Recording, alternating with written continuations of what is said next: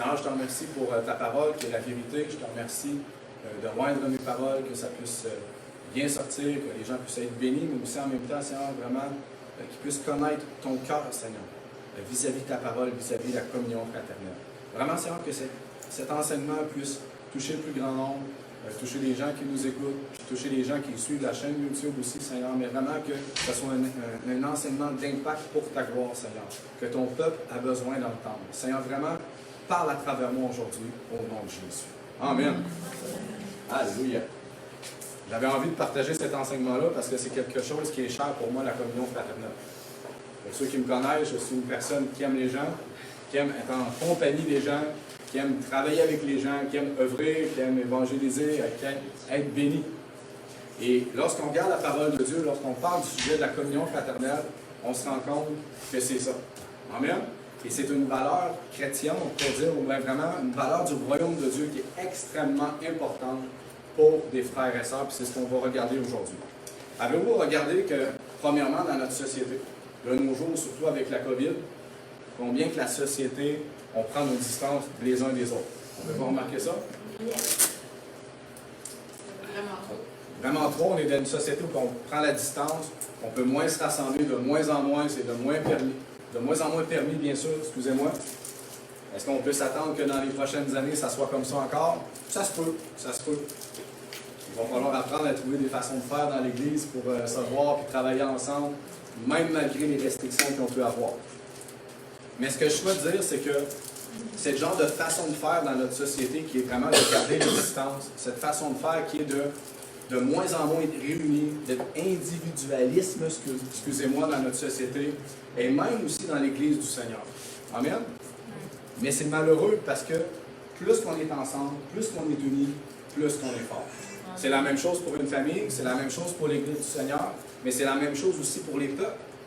Quand il y a la division dans les peuples, mais qu'est-ce qui peut se passer? Quelqu'un peut prendre le règne, et bien évidemment. C'est la même chose dans l'Église, l'ennemi va faire quoi? Essayer de diviser les frères et les sœurs. Pourquoi? Pour mieux régner. Et c'est la même chose dans notre société, c'est la même chose dans les familles aussi.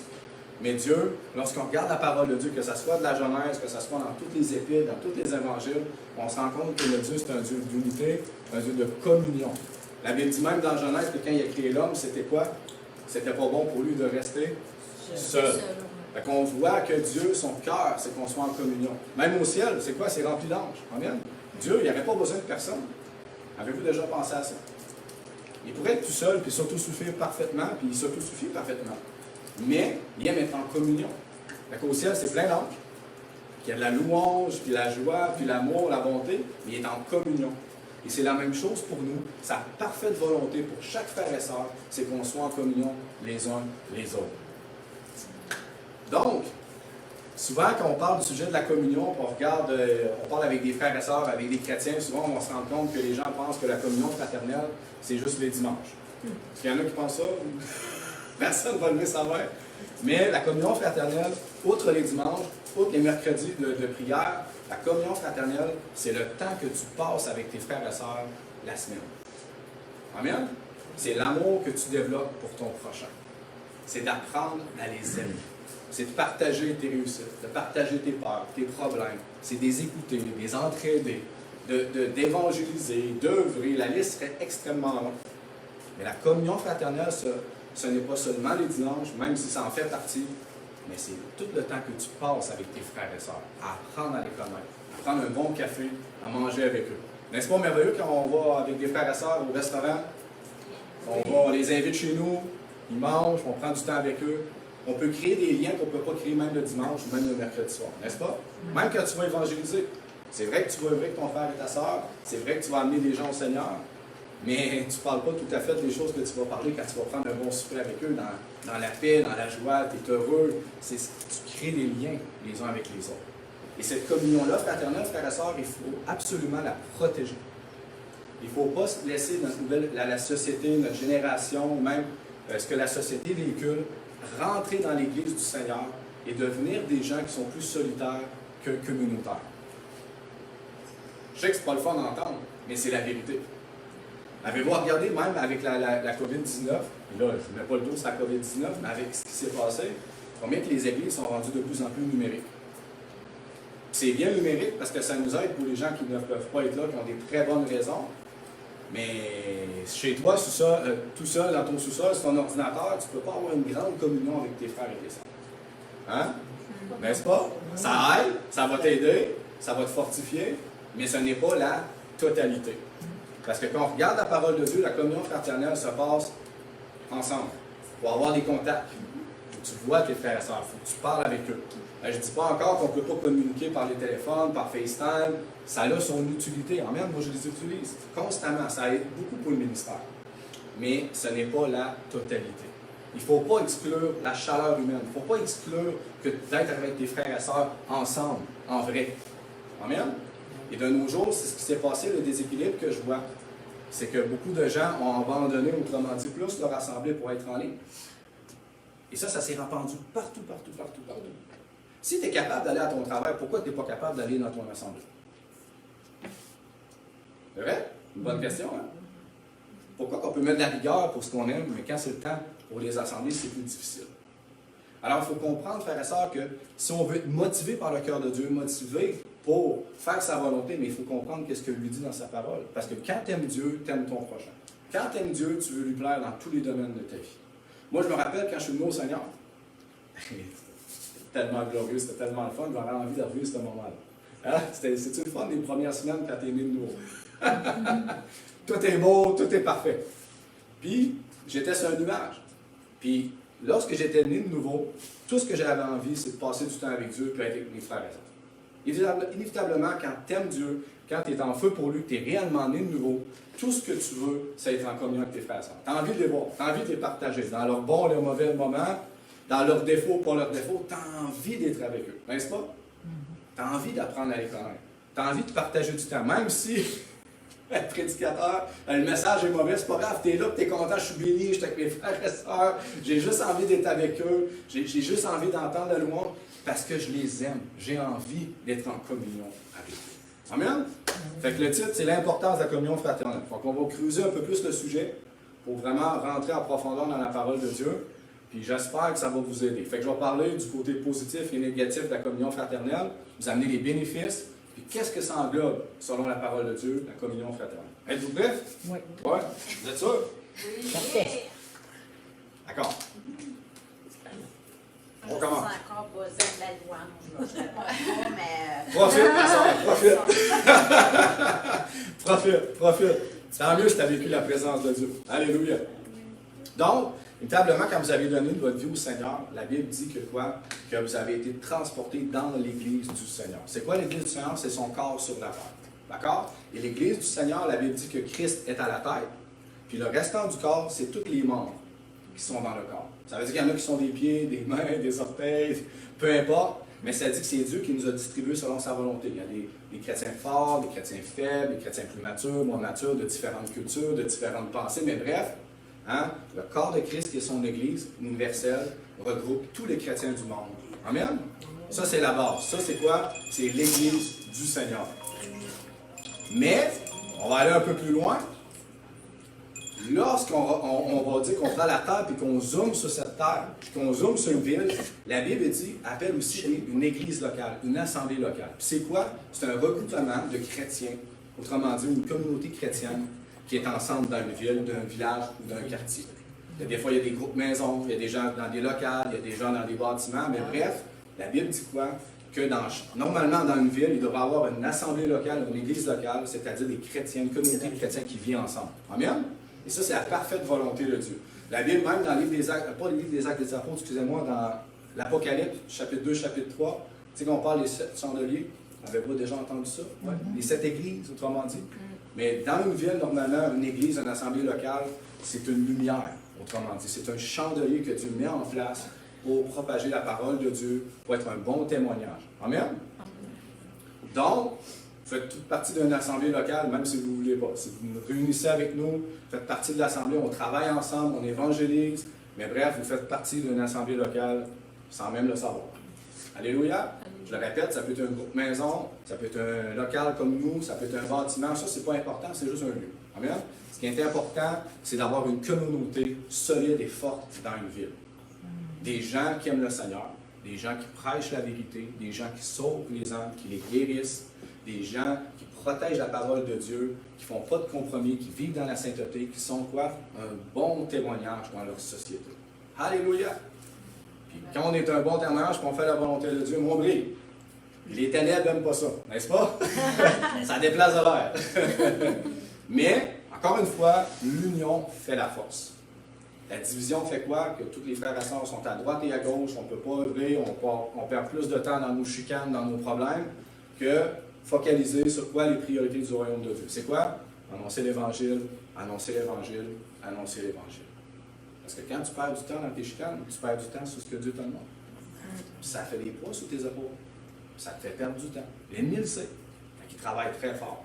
Mais une assemblée qui se tient unie, une assemblée qui est forte, qui passe à travers les vents contraires, les tempêtes, les problèmes, toutes les situations qui peuvent arriver, les millions de blessures qu'on peut recevoir de nos frères et sœurs, mais une assemblée qui passe au travers, qui se tient unie, qu'est-ce que ça fait? Ça fait des conquérants, ça fait des gens qui avancent, des gens qui sauvent des âmes, des gens qui s'aiment davantage. Apprendre à aimer, frères et sœurs, c'est apprendre à endurer ton voisin, des fois, qui a un peu plus de papier sablé, n'est-ce pas? C'est vrai? Il ne faut pas juste aimer ceux-là qu'on aime, il faut aimer ceux-là aussi, des fois, qui nous causent des problèmes. C'est normal. Amen? On continue. On va aller ensemble dans Acte 2, 42. Sinon, je vais partir sur d'autres sujets. Acte 2, 42. Moi, je l'ai décrit, mais je vous laisse aller chercher dans votre parole. Acte 2, 42. Le livre des Actes des Apôtres, autrement dit, c'est un livre qu'on voit, oui, la première Église, on voit Paul implanter des églises. Le livre des Actes des Apôtres, on voit beaucoup de miracles, de guérisons. On voit comment la première Église fonctionnait. Est-ce que c'est la totalité de la parole de Dieu? Non, on ne peut pas se baser en totalité sur le livre des Actes des Apôtres. Il faut lire les Épîtres, il faut lire les Évangiles. Mais le livre des Actes des Apôtres est une belle orientation pour voir ce que Dieu aimait aussi de son Église. Donc, dans Acte 2, 42, c'est dit, « Il persévérait dans l'enseignement des apôtres, virgule, dans la communion fraternelle, virgule, dans la fraction du pain, virgule, et dans la prière. » Amen? Avez-vous remarqué le mot au début, c'est quoi? Il persévérait. Ça veut dire que quoi? Qu'il était tenace, qu'il continuait. Il continuait, il persévérait dans l'enseignement des apôtres. Pas parce que des fois que les apôtres apportaient un enseignement qui ne faisait pas leur affaire, qu'ils quittaient leur assemblée. Il persévérait. Amen? Il persévérait dans la communion fraternelle. Pas parce que ton frère ou ta soeur t'a blessé que tu quittes. Non. Tu restes, tu demeures, tu persévères, tu pardonnes, tu demeures avec tes frères et tes sœurs. Amen? Il persévérait malgré les vents contraires, malgré les persécutions, malgré les problèmes. Ça dit que quoi? Qu'il persévérait. Amen? Et on voit un peu plus loin dans la parole de Dieu que c'était tous ensemble. Et on continue, il persévérait encore dans la fraction du pain et dans la prière. Donc, lorsque tu te mets à analyser Acte 2, 42, tu te rends compte, frères et sœurs, que dans ce verset-là, il y a 4 choses essentielles pour l'Église. Amen? 4 piliers essentiels pour ta croissance spirituelle dans ton assemblée. Voulez-vous savoir un peu plus? Absolument. OK, amen. OK. Là, premier point, l'enseignement des apôtres. Bon, bien évidemment, l'Église de Jérusalem, c'était dans ses débuts. C'était juste les apôtres, il n'y avait pas les pleins 5 ministères. Mais bien évidemment, on peut dire l'enseignement par les 5 ministères ou les anciens. Amen? Et dans notre assemblée, on le fait quoi? La réunion des dimanches et dans l'école des disciples qu'on offre les jeudis, qu'il soit théorique ou pratique pendant 8 mois, on forme les gens. Parce que Jésus a dit, oui, faites des disciples, mais enseignez-leur. Tu ne peux pas exclure l'enseignement. Amen? C'est un pilier essentiel dans l'Église. Fait que quand tu es dans une assemblée locale, normalement, les enseignements vont être présents. Pourquoi? Pour te construire, pour te bâtir. 2, la communion fraternelle. Ça le dit dans le verset. Il persévérait, oui, dans les enseignements, mais aussi dans la communion fraternelle. C'est quoi la communion fraternelle? Je l'ai dit tantôt. C'est de passer du temps avec tes frères et sœurs et de les aimer. On va rentrer dans le détail tantôt. Amen? 3e point, la fraction du pain. C'est quoi? C'est le repas du Seigneur. La Sainte Sainte. Qu'est-ce qu'on a fait tantôt? Hein? Le jus et le pain. Ça dit quoi? Qu'il persévérait dans le repas du Seigneur. Ça veut dire qu'il continuait. Il faisait ensemble. Encore une fois, malgré les tempêtes, malgré les problèmes, il persévérait à rompre le pain tous ensemble. Et c'est un élément essentiel aussi, frères et sœurs, dans une assemblée. Parce que Jésus l'a fait, Paul l'a enseigné, on le voit partout dans le livre des Actes des Apôtres. Amen? C'est pas quelque chose d'anodin, la communion. C'est extrêmement important. Quatrième point, les prières. Ça dit bien les prières. Avez-vous vu, il y a un S avec un les. Les prières, c'est quoi? Mais ça veut dire que lorsque tu es dans une assemblée locale, le quatrième pilier essentiel à ta croissance spirituelle, ben, par exemple, ça va être l'intercession qu'on fait le mercredi, les actions de grâce qu'on remercie le Seigneur, le jeûne, la louange et l'adoration, et la liste serait longue. Tu peux le faire personnel, mais tu peux le faire de façon communautaire aussi. Et c'est important. Il y a une grâce différente. Tu vis des moments différents avec tes frères et sœurs quand tu partages du temps avec eux. Amen? Donc, les 4 piliers essentiels d'une assemblée locale qui est très important pour votre croissance, l'enseignement, la communion fraternelle, la fraction du pain et les prières. Alléluia! Alléluia, frères et sœurs, c'est merveilleux. C'est pas le... Tu sais, comment je peux dire ça? J'ouvre une parenthèse. C'est pas parce que tu en fais plus que les 4 que c'est grave. C'est pas grave. C'est 4 piliers qu'on voit dans la parole de Dieu, mais il y a peut-être d'autres choses que j'ai oubliées. Moi, je vous donne l'essentiel. Parce que c'est important de rester simple aussi. On se complique la vie, même dans nos assemblées. Là, on perd la simplicité de l'Évangile, on s'éloigne du concept de la parole de Dieu, et on se pose plein de soucis. Amen? Donc, je vous donne les 4 piliers essentiels. On continue. C'est vrai, on changeait de feuille au bureau. Les feuilles de qualité sont plus grosses que d'habitude. OK. On continue. Donc, bien évidemment, si tu veux passer du temps avec tes frères et sœurs, il faut que tu sois avec eux. Amen? Fait que les 3 piliers essentiels que je vous ai dit, c'est seulement possible si tu es avec tes frères et sœurs. Oui, tu peux t'enseigner toi-même un peu, mais bien évidemment, être enseigné par des ministres, tu vas être avec tes frères et sœurs, par exemple, le dimanche. Quand tu vas pouvoir prier en groupe, tu vas être avec tes frères et sœurs. Tu vas être avec eux. Quand tu vas être enseigné à l'école du disciple, c'est la même chose. Amen? Donc, une assemblée locale, ça le dit le mot, une assemblée, c'est des chrétiens, c'est un groupe qui sont unis ensemble. Que tu sois 2, que tu sois 100, que tu sois 1000, c'est pas grave le nombre. Jésus a dit quoi? Qui est au milieu de nous? On est 1, 2 ou 3. Amen? Fait que le nombre n'est pas important. Même si on n'est pas 50 aujourd'hui, la Bible dit quoi? Jésus dit quoi? Qui est au milieu de nous. Amen? C'est pas rassurant. Mais, encore une fois, une communauté, c'est plus qu'une personne. C'est un groupe, c'est un rassemblement de chrétiens ensemble. Et ce n'est pas seulement le dimanche, bien évidemment. Allons ensemble dans Acte 2, 45-47. Vous êtes à la même place, mais on va aller un petit peu plus loin. Acte 2, 45 et 47. Ça dit quoi? Ils vendaient leurs propriétés et leurs biens, et ils en partageaient le produit entre tous, selon les besoins de chacun. Bon, inquiétez-vous pas, je ne vous dis pas de vendre votre maison aujourd'hui. Mais c'est qu'il y a des frères et des sœurs qui avaient à cœur, bien évidemment, qui avaient des terrains, des maisons de plus, et les vendaient. Qu'est-ce qu'ils faisaient avec l'argent? Ils les distribuaient à ceux qui en avaient besoin. Amen? Ça, c'est de la communion fraternelle. Ça, c'est de l'amour pour tes frères et sœurs. Quand tu es rendu, tu vends ton terrain 60 000 $, puis au lieu d'aller t'acheter un nouveau pick-up de l'année, tu dis, je vais le donner pour ton œuvre, Seigneur, pour les gens dans mon assemblée qui en ont besoin. C'est parce que tu as compris le cœur de Dieu. Amen? Alléluia. On continue. Écoutez bien, ils étaient chaque jour tous ensemble. Répétez-le avec moi. Ils étaient chaque jour tous ensemble. Amen. Pas une fois par année, pas une fois par un an, mais ils étaient constamment ensemble. Et lorsqu'on regarde la parole de Dieu, c'était pas seulement lorsqu'ils se faisaient enseigner, mais c'était qu'ils partageaient leur vie avec leurs frères et leurs sœurs. Les frères et sœurs, ça, c'est la parfaite communion fraternelle qu'on peut avoir.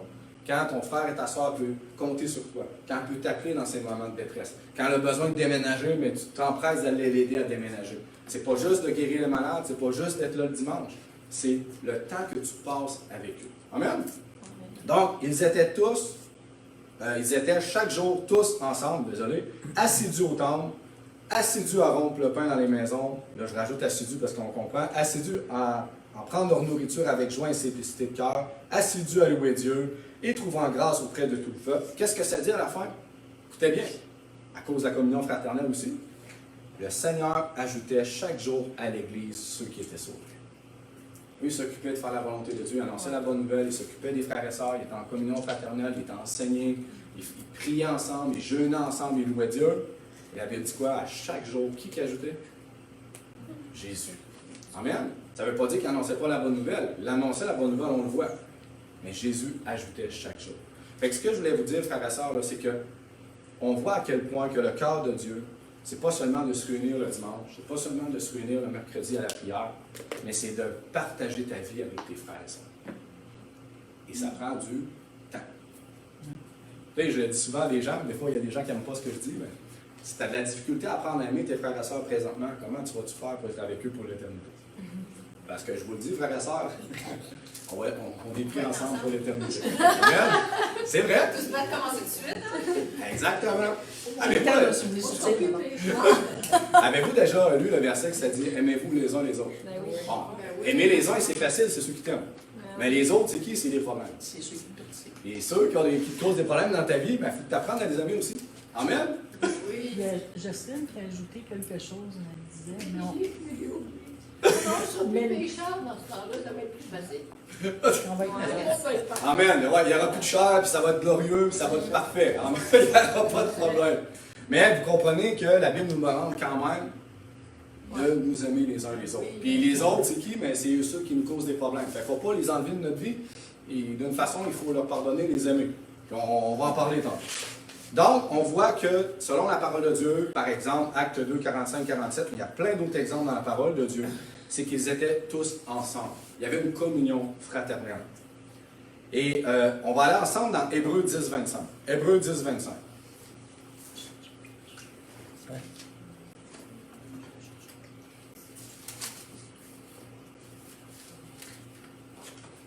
Je l'aime, ce verset-là. Il est assez clair. Il vient confirmer la communion fraternelle. Amen? Ça dit, n'abandonnons pas notre assemblée comme c'est la coutume de quelques-uns. Écoutez bien, frères et sœurs, Paul, il y a 2000 ans, disait à des gens, n'abandonnez pas votre assemblée comme c'est la coutume de plusieurs. Même là, 2000 ans, c'était la coutume, malheureusement, de plusieurs de quitter leur assemblée. Mais qu'est-ce que Paul dit? N'abandonnez pas votre assemblée, persévérez. Merci, ma soeur. Amen. Qu'est-ce qu'il dit? Mais exhortons-nous réciproquement. Ça veut dire, même si c'est difficile, même si tu as été blessé, même s'il y a eu des problèmes, même s'il y a des tempêtes, il y a des réussites, des victoires, peu importe, persévère, encouragez-vous les uns les autres, plus que le Seigneur Jésus s'en vient. Parce que ce n'est pas un bon témoignage qu'une assemblée se divise ou qu'une assemblée, ou du moins, des gens quittent à droite et à gauche. C'est soit qu'ils n'ont pas compris quelque chose, ils n'ont pas compris la lumière de la parole de Dieu, mais le cœur de Dieu, c'est qu'on demeure en communion les uns les autres. Et Paul le dit clairement, n'abandonnez pas votre assemblée. J'ouvre une parenthèse, ça se peut que des fois qu'il y a des situations dans des assemblées qui sont vraiment pas bibliques. Il y a des moments, des fois on doit quitter puis s'en aller ailleurs, d'accord? Il y a des excès, il y a des choses qui peuvent être prêchées qui sont contre la parole de Dieu, mais en général, frères et sœurs, normalement, l'assemblée qui vous amène au Seigneur, mais demeurez-y fidèles. Amen? Puis je vous annonce une bonne nouvelle, il n'y a aucune assemblée qui est parfaite. J'en ai pas trouvé. Ils ont tous leurs défauts et leurs qualités. Amen? Puis tes frères et sœurs sont imparfaits aussi d'une façon. Il va en arriver des problèmes, puis il va en arriver des belles réussites puis des belles victoires. Faut que tu sois conscient de ces choses-là. Mais tu persévères. Mais tu aimes. Mais tu pardonnes. Mais tu avances avec eux malgré tout. Amen? OK. 3 questions que je me posais moi-même, mais que je lance comme ça. Comment peux-tu créer des liens avec des frères et sœurs si tu es constamment absent?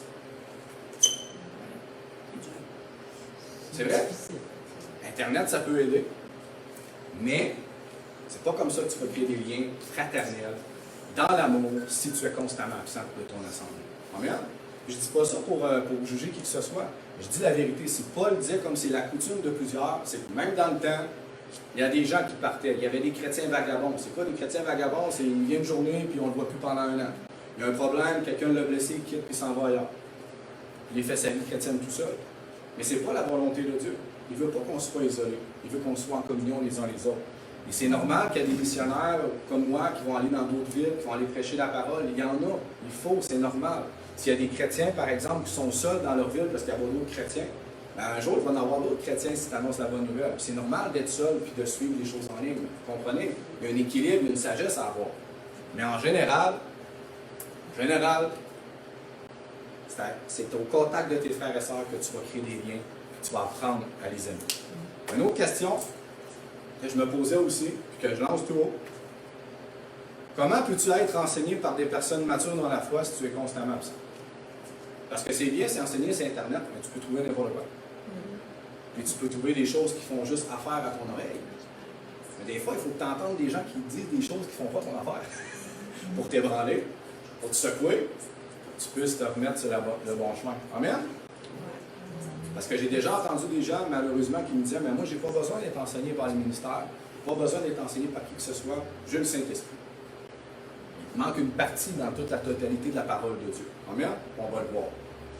Une autre question que je me suis posée aussi, comment peux-tu apprendre à aimer si tu n'es jamais en contact avec tes frères et sœurs? Parce que frères et sœurs, tu dois comprendre que pour apprendre à aimer, tu dois être en contact les uns avec les autres. Amen? C'est comme ça que tu vas développer un amour, c'est comme ça que tu vas développer un lien avec tes frères et sœurs. Par Internet, ça aide, par téléphone, ça peut avoir, encore une fois, ses limites. Il n'y a pas meilleur que la chaleur humaine, il n'y a pas meilleur. Il n'y a pas meilleur que passer du temps avec ses frères et sœurs, même ceux qui te causent des problèmes. Amen? Il faut le dire, c'est important. Il faut dire la vérité. Donc, on continue. L'Église du Seigneur, votre assemblée locale, ça pourrait être aussi l'exemple d'une famille. Dans une famille, il y a des bébés qui viennent de naître. Ils n'ont pas appris à marcher, font des erreurs. Mais on est patient avec eux. Pourquoi on est patient avec eux? On sait que c'est des bébés. Amen? On a passé par là aussi. Oui. Je parlais de la famille en vrai, mais ça peut être la famille spirituelle aussi, on se comprend. Là, on comprend que c'est les deux. Ça ressemble pas mal. Après ça, il y a les enfants qui commencent à marcher, puis commencent à dire, papa, maman, je suis capable de faire les choses moi-même. C'est beau, fais-le.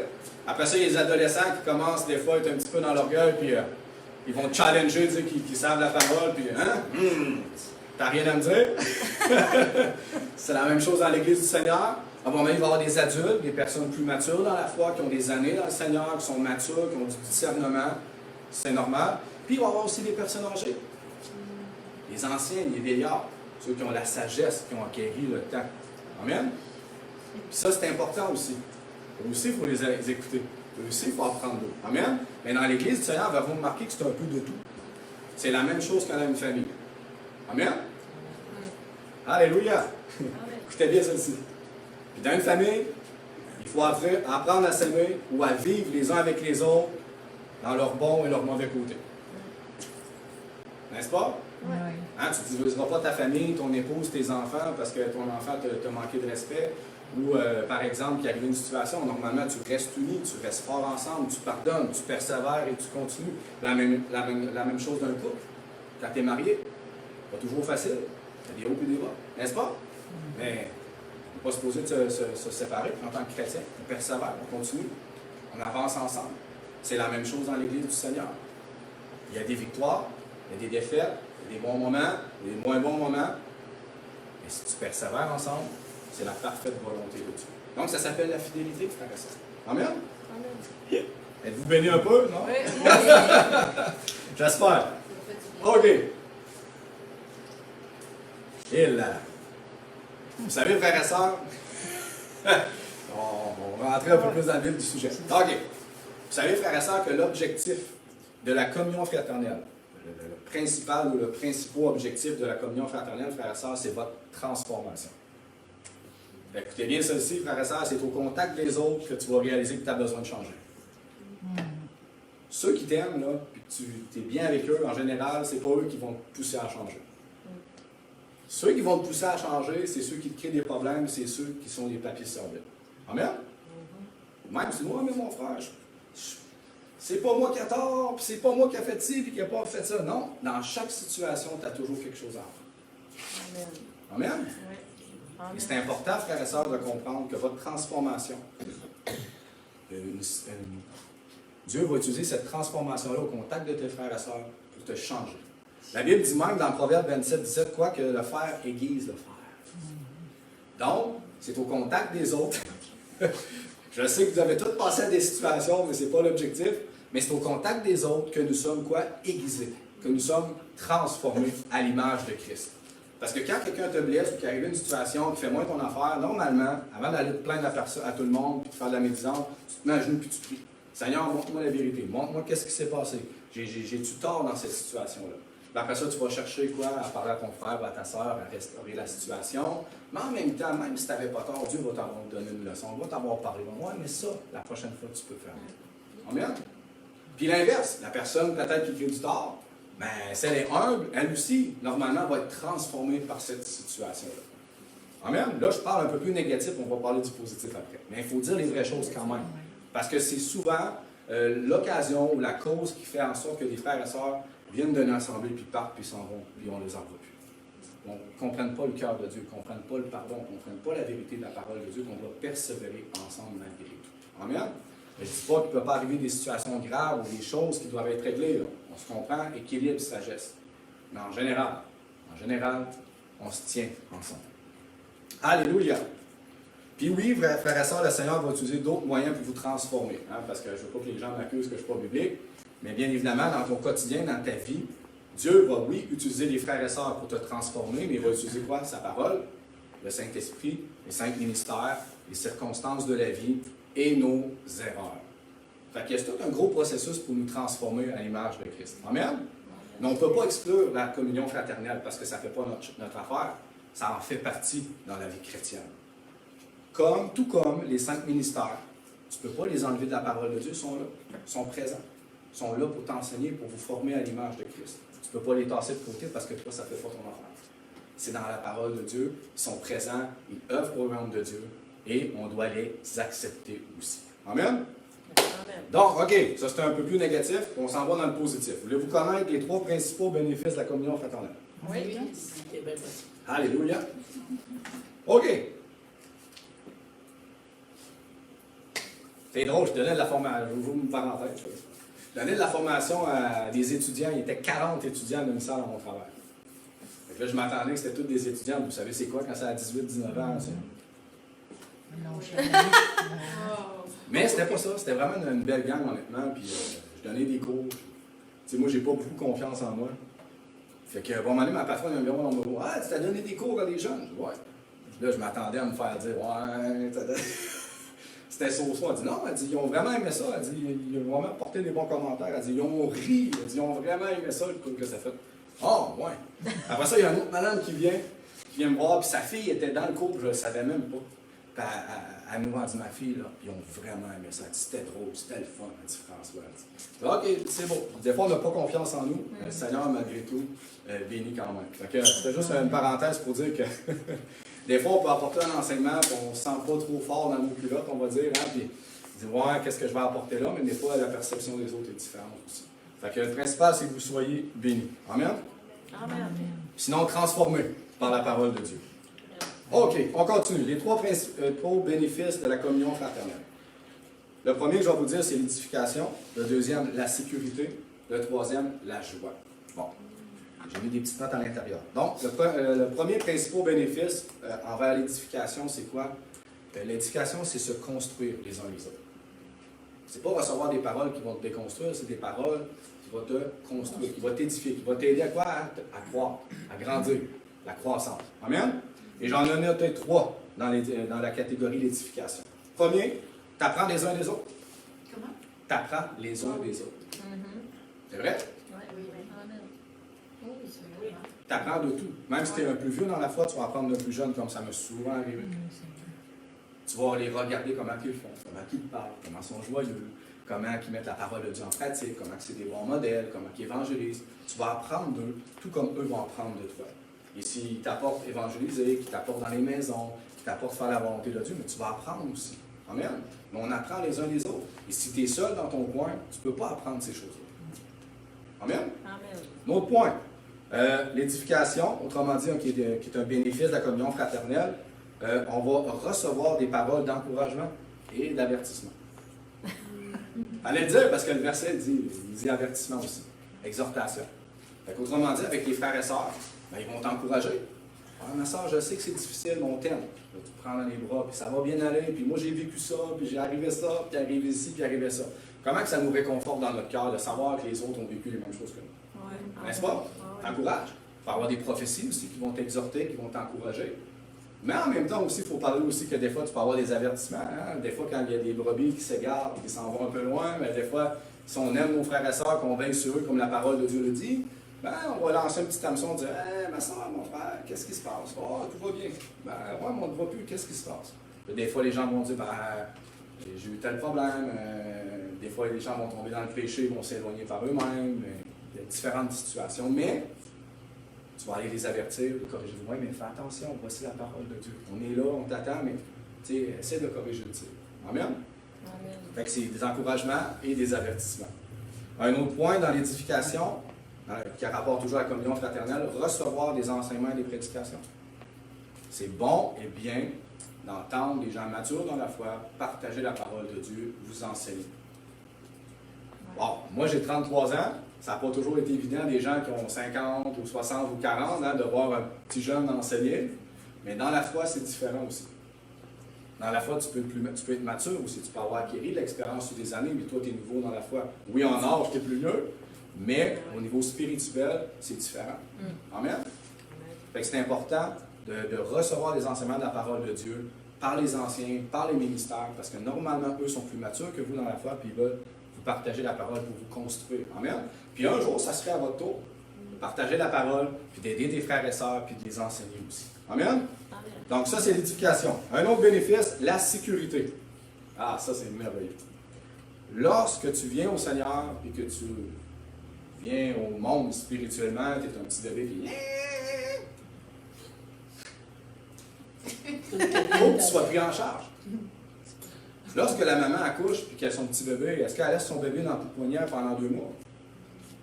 Non. Elle va le coller, elle va le prendre, elle va prendre soin de lui.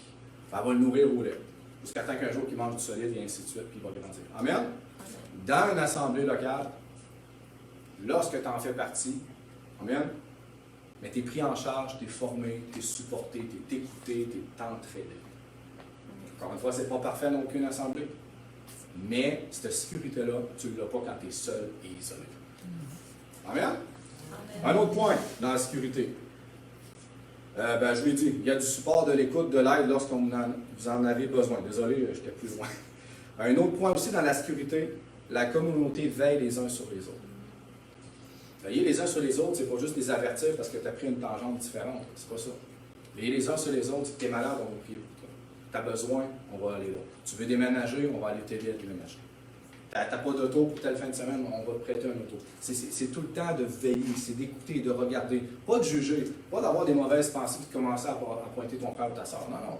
Veiller, c'est un cœur plein d'amour. Tu ne veux pas qu'il arrive quoi que ce soit de malheureux à tes frères et tes sœurs. Tu es là pour les aider, pour les construire, pour les fortifier. Tu veux qu'il y ait une sécurité, qu'ils soient dans la joie, qu'ils soient dans la paix. Parce que la sécurité, c'est la paix, frères et sœurs.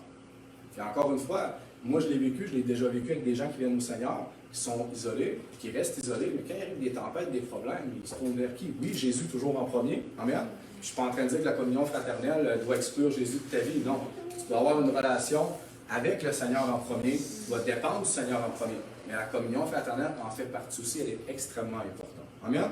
Donc, cette sécurité-là que ton assemblée va t'apporter, elle est importante parce qu'elle est voulue de Dieu.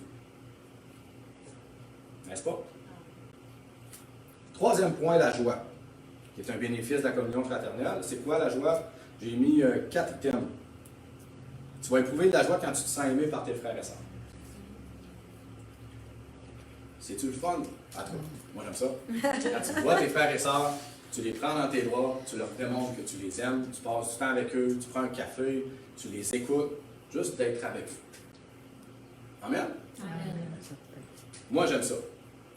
Quand tu aimes le Seigneur, quand tu aimes ton prochain, tu es motivé pour faire ces choses-là. Tu as envie de le faire. Tu n'as pas besoin de forcer. Ça se fait tout seul. Donc, la joie que tu vas éprouver, c'est de se sentir aimé par des frères et des sœurs. Dans leurs bons et leurs mauvais moments, avec leurs défauts ou pas leurs défauts, mais bref, c'est se sentir aimé. Et seul, isolé, tu ne peux pas vivre ces choses-là. Même par Internet, on a travaillé beaucoup par Internet pendant la pandémie. Puis vous savez qu'on faisait des prières en ligne, puis c'est froid, il n'y a pas de chaleur, il n'y a pas de communion fraternelle. Ça aide pour des situations urgentes, mais c'est pas pareil qu'être ensemble. Même là, juste là, votre chaleur, votre amour, votre présence, c'est complètement différent qu'être en ligne. Un autre point, la joie de récolter des âmes. Quand on baptise des gens, y a-t-il de la joie? On se réjouit, on est content. Dernièrement, on a baptisé plus de 10 personnes, je crois, mais on est-tu content de baptiser les gens? Bon, on n'est pas content si jamais ils s'en vont, mais on comprend que ce qu'on veut, c'est que chaque enfant de Dieu grandisse, croît à l'image de Christ, et il n'y a pas plus grande joie que sauver des enfants. Puis ça, c'est tout le monde. C'est pas juste François, c'est pas juste les anciens, c'est tout le monde. Tu es appelé, ma soeur, à sauver les âmes. Tu es appelé à en baptiser. Vous êtes appelé à en baptiser aussi. Tout le monde est appelé à en baptiser, à amener les gens, puis à les sauver, les âmes. Amen? Peut-être les enseignants les prendre en charge, ça c'est différent. Il y a des ministres, c'est normal. On est tous appelés à amener des gens au Seigneur. C'est notre appel. Les frères et sœurs, il y a une grande joie d'amener les gens au Seigneur, puis il y a une grande joie de fêter tous ensemble. Un autre point, tu vas éprouver de la joie pour célébrer tes victoires. C'est plate de partager tes victoires quand tu es seul. C'est vrai? Ouais.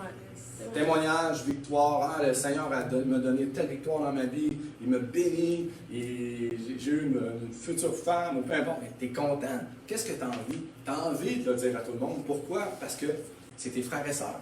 Mais tu as envie de partager ta joie. Ton cœur est plein de joie. Amen? Tout seul, tu ne fais pas grand-chose. Puis si ta mère ou ta famille est convertie, mais ils ne vont rien comprendre à ce que tu vas dire. Un autre point, la joie, tu vas vivre la joie de vivre la présence de Dieu ensemble. Quand tu es tout seul, puis tu loues tout seul, tu peux vivre la présence de Dieu avec ton Dieu dans ton intimité qui est extrêmement importante. Jamais que je vais dévier de ce point-là. Mais ce que je veux dire, c'est que quand tu es en groupe, quand tu es en assemblée, la présence de Dieu, la chaleur est différente. Il y a une grande joie à être tous ensemble, frères et sœurs. À louer le Seigneur, à juste se voir. Amen? Amen. Donc, les trois principaux bénéfices de la communion fraternelle, l'édification qui vous construit votre croissance, la sécurité et la joie. Et encore une fois, c'est seulement dans la communion fraternelle. Oui, tu vas éprouver de la joie personnellement avec le Seigneur. Oui, tu vas avoir une communion avec le Seigneur personnel aussi. Ça, c'est extrêmement important. Je le répète, j'enlève pas ça. D'accord? La communion fraternelle, ce n'est pas la totalité de la vie chrétienne, mais elle en fait partie, puis on ne peut pas l'exclure. Puis il faut faire attention. Dans notre société de nos jours, tout ce qui a trait à communion, tout ce qui a trait à contact, tout ce qui a trait à fraternité, tout ce qui a trait à communauté, rassemblement, être unis, notre société véhicule des choses différentes. Il ne faut pas que ça rentre dans l'Église. Il ne faut pas que ça rentre dans l'Église. Amen? Il faut renouveler nos pensées par la parole de Dieu pour toujours avoir le cœur de Dieu sur la situation. Et le cœur de Dieu pour son Église, c'est de la communion fraternelle intègre, pure, saine, mais quoi qu'on soit ensemble. Même en Église de Chine, frères et sœurs, même s'ils sont persécutés, au Québec, là, c'est même pas 1%, mais même s'ils sont persécutés énormément, ils réussissent à se voir dans le sol, dans les sous-sols, dans les maisons. Ils sont cachés, mais ils se voient. Amen? Parce que oui, l'Internet est aussi très, très, très filtré. Les gens vont en prison, les pasteurs, parce qu'ils mettent des cultes en ligne. J'ai déjà vu ça. Mais leur force, c'est quoi? L'unité. Amen? Je pense qu'il disait dernièrement qu'il y avait au-dessus d'1 million de chrétiens. Même, ça doit être pas mal plus, une couple d'années, juste en Chine, sous terre, cachés. C'est beaucoup, frères et sœurs. Amen? C'est un modèle de foi tellement. Oui. Et en même temps, quand tu vis des persécutions, ben, tu vois, tu es où dans ta foi. Quand tu es persécuté, là, tu le vois l'état de ton cœur. Tu vois ce qui sort de ta bouche. N'est-ce pas? Si tu te fais persécuter, tu te fais donner un coup, tu te fais dire des mauvaises paroles, tu restes dans l'amour, tu es dans la paix, dans la joie. Amen, c'est la volonté de Dieu. Mais si tu as envie de lui ramasser et de lui dire des mauvaises paroles, regarde ton cœur, il y a peut-être quelque chose qui va pas bien. Amen. OK. En terminant, est-ce que vous voulez savoir qu'est-ce que ça englobe la communion fraternelle de façon pratique? Yes. Amen. Vous êtes sûr? Eh là là là. OK, on continue. Ça englobe 4 points, je crois. Ouais, 4 points. Je vais vous les dire, de toute façon, on va rentrer dedans. S'aimer les uns les autres. Se pardonner réciproquement. Là, j'aime le mot réciproque. Servir dans l'Église. Exercer l'hospitalité. Amen? Vous pouvez entendre un peu? D'accord. Même si vous dites non, on va faire pareil. OK. On va aller ensemble dans 1 Jean, chapitre 4, versets 21-22. 1 Jean, chapitre 4, versets 21-22. Ça dit, si quelqu'un dit « J'aime Dieu » et qu'il haït son frère, c'est un menteur. Car celui qui n'aime pas son frère qu'il voit, écoutez bien là, comment peut-il aimer Dieu qu'il ne voit pas? Et nous avons de lui un commandement, c'est un ordre, c'est Dieu qui dit, que celui qui aime Dieu aime aussi son frère. Fait que si tu dis que tu aimes Dieu, que tu l'aimes de tout ton cœur, inévitablement, tu vas aimer tes frères et sœurs. Bon, est-ce que tu l'aimes du jour au lendemain parfaitement? Non, il faut que tu apprennes à l'aimer, tu apprennes à pardonner, tu apprennes à mettre la parole de Dieu en pratique. Mais la Bible a dit que tu ne peux pas avoir du non-pardon, tu ne peux pas aimer tes frères et sœurs si tu dis que tu aimes Dieu. Amen? Parce que c'est contraire à sa volonté. L'ordre qu'il nous a donné, frères et sœurs, c'est quoi? Aime ton frère et ta sœur. N'est-ce pas merveilleux? C'est un commandement, frères et sœurs, que celui qui aime Dieu aime aussi son frère. Fait que Dieu, il s'attend que les enfants de Dieu marchent dans l'amour, dans l'assemblée, dans la communion fraternelle. Je le répète, beau temps, mauvais temps. Que tu aimes ceux qui t'aiment, ça c'est bien. Jésus a dit qu'il n'y a pas de mérite à aimer ceux qu'on aime, c'est facile. N'est-ce pas? Tu n'en as pas de problème en général. Tu dois aimer ceux aussi qui te causent des problèmes. Tu dois aimer ceux qui sont des papiers sablés, qui t'aiguisent. Amen? Puis ça, c'est normal, ça en fait partie. Puis c'est là que tu vas apprendre à aimer davantage. C'est là que tu vas voir dans ton cœur s'il y a des blessures. C'est là que tu vas voir comment que Jésus nous aimait parfaitement. N'est-ce pas? Lui qui était injurié à la croix, qui l'ont traité, qui l'ont calomnié, qui l'ont même challengé à la croix. C'était vraiment le Fils de Dieu, sort de là. Il y en a qui auraient dit hey, attends une minute, on va sortir, on va t'emmener te voir. Non, Jésus, qu'est-ce qu'il a fait? Père, pardonne-leur, car ils ne savent pas ce qu'ils font. Et alléluia, je suis en présence de Dieu. Amen, merci Père. OK, on rentre. Ça englobe quoi s'aimer les uns les autres? J'en ai noté 6, mais ça peut être très large. Je résume. D'accord? Aimer les uns les autres, premièrement, c'est dire du bien des autres. Tu ne calomnies pas, tu ne dis pas des choses méchantes, tu ne parles pas en mal, tu ne parles pas brusquement, tu dis du bien des autres. Amen? Ou de bonnes paroles.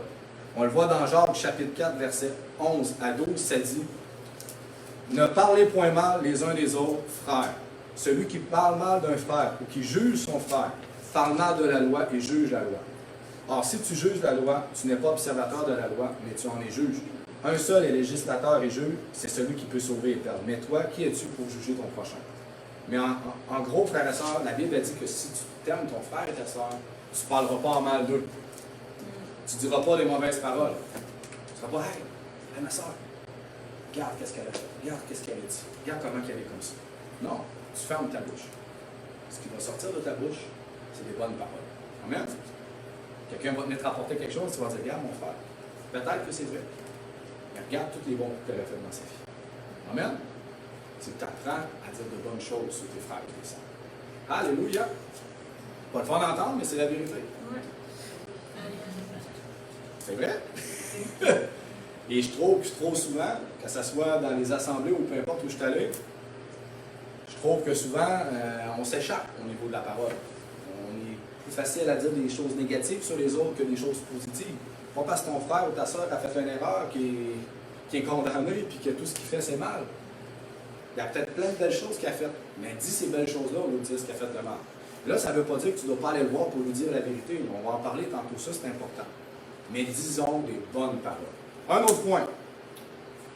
Pour s'aimer les uns les autres, s'encourager.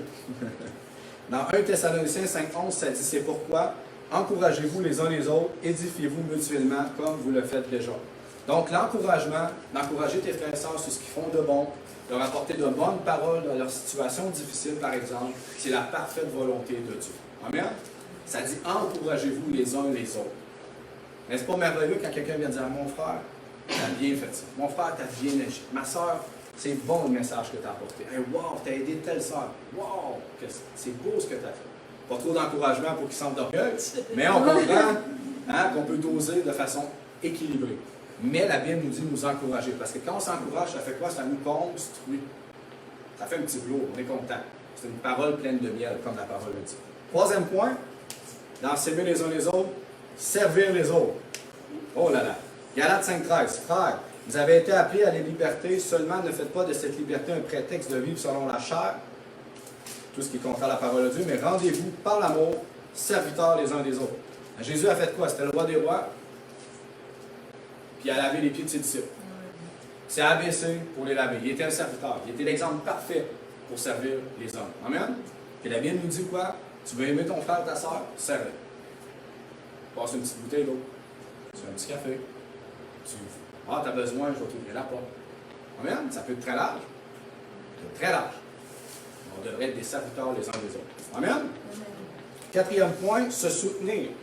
Galates 6.2 dit, « Portez les fardeaux les uns des autres et vous accomplirez ainsi la loi de Christ. » Oh! Ta sœur a vu des moments difficiles ou ton frère, sois un oreille pour elle. Va prier pour elle. Prends son fardeau dans tes prières et intercède pour son problème dans sa vie. Amen? Ça, c'est aimé. Pose la question, est-ce que vous priez pour vos frères et sœurs? Oui. Amen? Un autre point, 5e, se dire la vérité.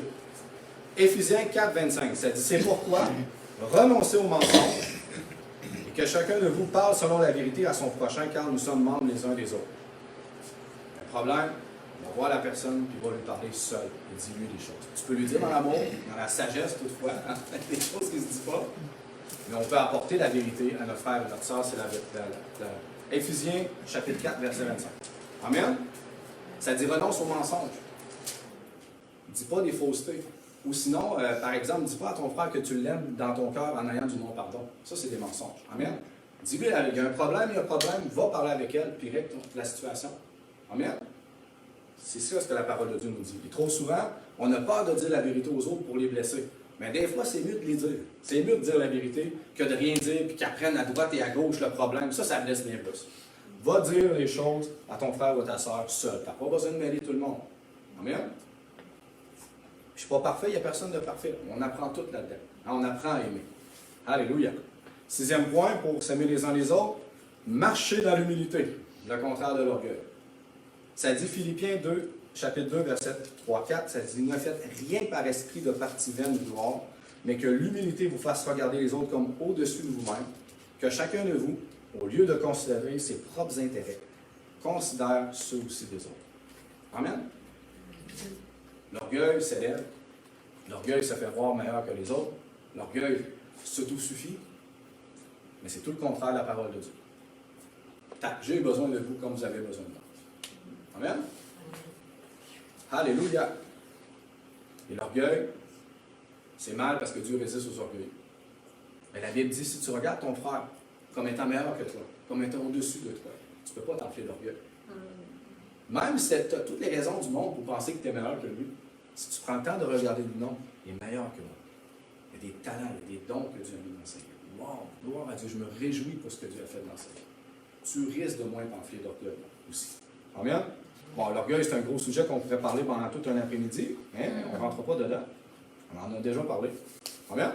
Donc, dans la communion fraternelle, ça inclut de quoi? De s'aimer les uns les autres. Deuxième point, qui va être un peu plus vite, se pardonner réciproquement.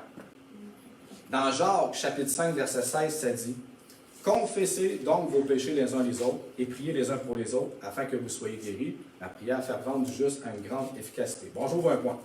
Confessez donc vos péchés les uns les autres, ça ne veut pas dire que tout ce que tu as fait d'une journée, tu le dis à tout le monde. C'est pas ça qu'il dit.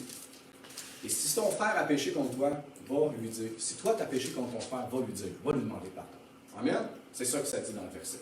Et si les autres ont besoin de prière, mais va prier pour eux. Parce que ça dit dans Éphésiens 4.32, ça dit « Soyez bons les uns envers les autres, compatissants, vous pardonnant réciproquement comme Dieu vous a pardonné en Christ. » Amen? Alors tu vas voir ton frère ou ta soeur s'il y a une situation difficile, tu lui avoues ton tort, ou du moins tu lui demandes pardon, et vous vous réconciliez. Et la Bible prend la peine de dire « réciproquement ». Ça veut dire qu'il faut que tu t'assures que l'autre personne, là, elle t'a vraiment pardonné. Amen? Parce qu'elle peut te dire oui, puis pas t'avoir pardonné. Puis en arrière, ça bouille dans son cœur. C'est important que le pardon soit authentique et sincère. La Bible dit, frère et soeur. Il y a un problème, il y a une situation, tu vas voir ton frère ou ta soeur, confesse ton péché, si tu as fait quelque chose envers elle de mal, demande-lui pardon. Et les deux vont être réconciliés. Le pardon va être accordé. Amen? Et le verset prend la peine de dire quoi? Comme Christ vous a pardonné. Ça veut dire quoi? Qu'il n'y a pas aucun péché que tu ne peux pas pardonner. Ça ne veut pas dire d'être stupide, puis de si ton frère, comment je pourrais dire ça, que tu t'es fait voler dans ta maison, puis que tu as tout perdu ton argent, puis tous tes biens matériels, de laisser la porte ouverte pour collaborer le lendemain. On comprend qu'il faut qu'il y ait une sagesse aussi sur certaines situations. Mais la Bible nous demande, pareil, de pardonner toutes choses. Amen? Alléluia! Pourquoi que la Bible nous demande de nous pardonner les uns les autres dans le corps de Christ, dans l'Église du Seigneur, dans une communauté comme la nôtre? Écoutez bien ceci, Éphésiens 4.3 le dit, frères et sœurs. Vous efforçant de conserver l'unité de l'esprit par le lien de la paix. Frères et sœurs, la paix, c'est ce qui garde l'unité entre frères et sœurs par le Saint-Esprit. Quand il y a un manque de paix, quand il y a un non-pardon, quand il y a quelque chose de brisé entre des frères et sœurs, en tout cas, moi, je l'ai déjà senti souvent parce que je vais faire le don du discernement des esprits, mais tu sens, c'est comme si la chaîne qui tient l'unité, elle est coupée. Et qu'est-ce qui maintient cette unité-là par le Saint-Esprit? La Bible dit, la paix entre tous. Fait qu'on a davantage à régler nos problèmes, on a davantage à s'assurer que chacun pardonne, que ce soit authentique, que ce soit sincère. Pourquoi? Pour repartir sur des bonnes bases et continuer pour la gloire de Dieu. Alléluia! N'est-ce pas merveilleux? Oui, Écoutez bien, dans Matthieu 18, 22, frères et sœurs, pour les gens qui le connaissent, écoutez bien, le non-pardon te bloque pour avancer dans ta marche chrétienne. Lorsque tu ne pardonnes pas, ça dit que tu es lié au ciel sur la terre. Le non-pardon t'empêche d'avancer dans ta marche chrétienne, te bloque spirituellement. C'est très important de régler tes problèmes avec tes frères et tes sœurs et de t'assurer que le pardon soit accordé. Amen? Parce que tu ne veux pas être bloqué. Moi, j'ai déjà rencontré des gens qui vivent dans le non-pardon. Ils sont stagnés spirituellement. Ils n'avancent plus. Ils tournent en rond. Puis on dirait que leur état empire de jour en jour. Je ne sais pas si vous avez déjà vu ça. Moi, j'en ai déjà vu des chrétiens. Puis quand tu creuses puis tu parles avec eux, tu te rends compte qu'à un moment donné, il y a eu un élément déclencheur qui a fait en sorte qu'elle n'a pas pardonné à son frère ou sa sœur. Le non-pardon, frère et sœur, ça ouvre une porte spirituelle aussi. Et c'est très grave. Parce que Christ nous a pardonné de tous nos péchés. Amen? Fait que oui, le pardon, j'aurais dû l'inclure dans aimez-vous les uns les autres, là, ou dans s'aimer, mais je voulais le sortir juste pour creuser un peu plus et vous l'apporter, frères et sœurs, parce que dans une assemblée, le pardon est extrêmement important. Amen? Troisième point, avant le dernier, dans la communion fraternelle, englobe de servir dans l'Église. Alléluia! Tu n'as pas les dons spirituels, mais mets-les au service des autres. Tu as eu des dons pour chanter, des dons pour comptabilité. Tu as eu des dons pour... peu importe ce que Dieu t'a donné comme don, mais la Bible dit, mets-les au service des autres. Amen? Mets-les au service de ton assemblée aussi. Tu as acquis des talents avec les années. S'ils ne sont pas contre la parole de Dieu, mets-les en pratique. Mets-les au service des autres. Amen? Parce que, frère et sœur, lorsque tu donnes aux autres, inévitablement, ça te pousse vers les autres. Ça te pousse à aller les voir. Ça te pousse à leur donner. Puis Jésus a dit quoi? Il y a plus de joie qu'à donner qu'à recevoir. Amen? Dans 1 Pierre 4, chapitre 4, verset 10 à 11, ça dit, comme de bons dispensateurs des diverses grâces de Dieu. Parce qu'oubliez pas que les dons que Dieu a mis dans votre vie, que ce soit spirituel ou naturel, c'est une grâce de Dieu qui vous a accordée. Ça dit que chacun de vous mette au service des autres le don qu'il a reçu.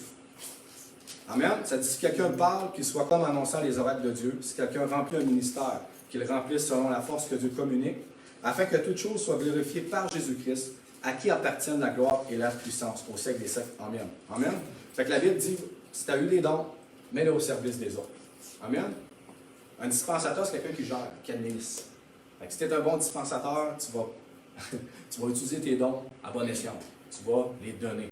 Tu vas les mettre à valeur pour ton prochain. Amen. Dernier point, le très court celui-là, il est important.